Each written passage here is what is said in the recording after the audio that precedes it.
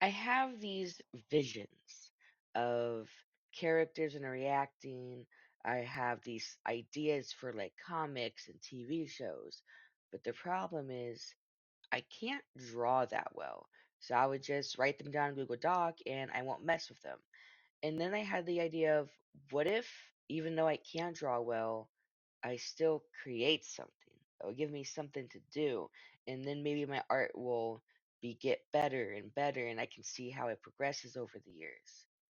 And I'm like, nah. And then I found this video. It was by Adam Westbrook.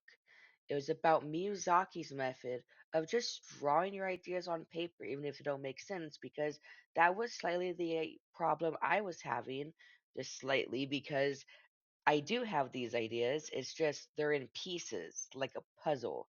And I don't know if they go to the same puzzle. Maybe they do, maybe they don't. But some of the pieces look really cool, but I get distracted by my lack of, I guess, talent.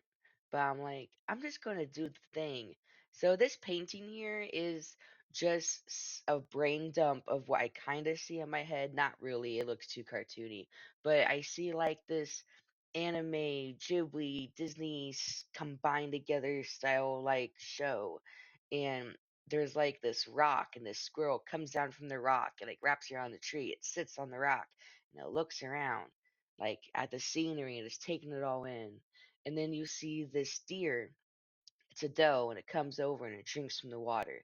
Now you notice we never really seen animals like these before, so you know it's not on Earth because the squirrel is almost a bright red, not too bright, but kind of bright, and it also has these weird white splotches on it, kind of like a cat would. And then the deer is an adult deer and it has spots on it, kind of like an axle deer, but it's not completely look like an axle deer. Like it looks a little different. So you're like, what is this? But before you can even decide, this guy comes barreling through the forest and he's in a hurry. He scares all the animals off, and he's breathing heavily. We get a close-up shot of his face, and he's crying, but also he has scratches all over his face from all the branches. He ends up tripping and falling, probably over a vine. Who the fuck knows? But when he does that, what happens is that he sits there, and he's like looking at the sky, and he's like, "What have I done?" But what has he done? I would tell you, bad spoilers. Also, I don't know yet. And that's kind of my idea so far.